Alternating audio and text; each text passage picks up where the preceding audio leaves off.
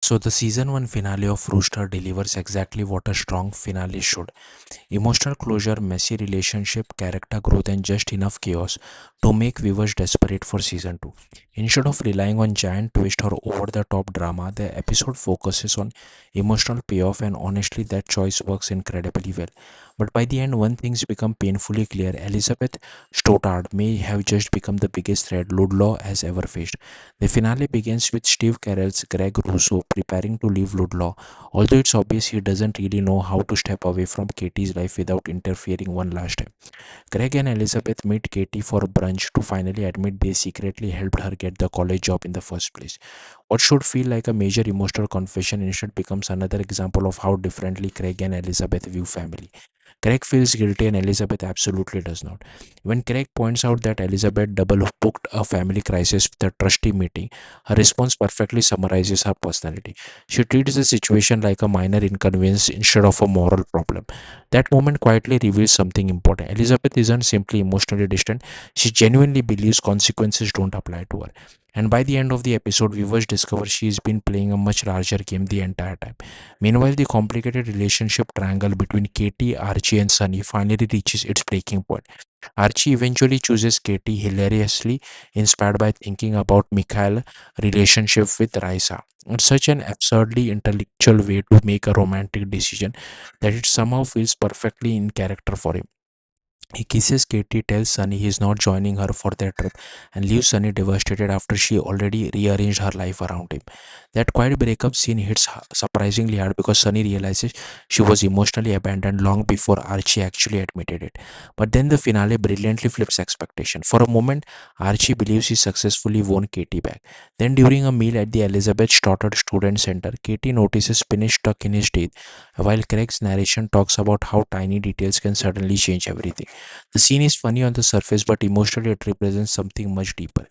Katie suddenly sees Archie clearly, not as the charming intellectual she once romanticized, but as someone who's constantly leaves her emotionally exhausted. And finally, she chooses herself. When Archie complains about losing Sunny, Katie refuses to comfort him. Instead, she tells him she doesn't need him to make her feel special because she already knows who she is. That's probably the most important emotional moment of the entire finale because it transforms Katie's divorce decision from sadness into self respect. At the same time, Greg finally receives emotional validation of his own. His students and friends organize a goodbye party at Arts, and the sequence feels genuinely heartfelt instead of overly sentimental. One of the best moments comes when Tommy feels Greg he changed his life, only for Greg to respond that Tommy changed his own life himself. It's a classic Greg Russo kind, emotionally awkward and sincere without trying too hard.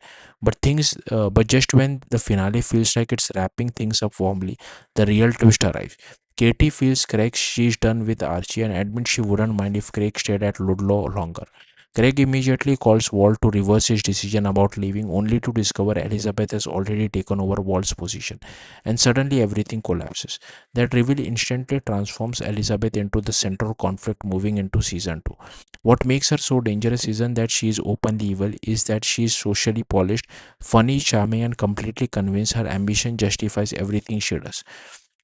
Connie Britton plays Elizabeth in a way that makes her almost unsettling because she rarely appears openly cruel. She simply bulldozes through people's life while believing she is the smartest person in every room. Greg ripping Elizabeth Fortune magazine photo off the wall becomes a surprisingly powerful final image. It's not just anger, it symbolizes Greg finally rejecting the version of his life Elizabeth carefully curated around him for years. The finale also succeeds because it understands what kind of show Rooster actually is.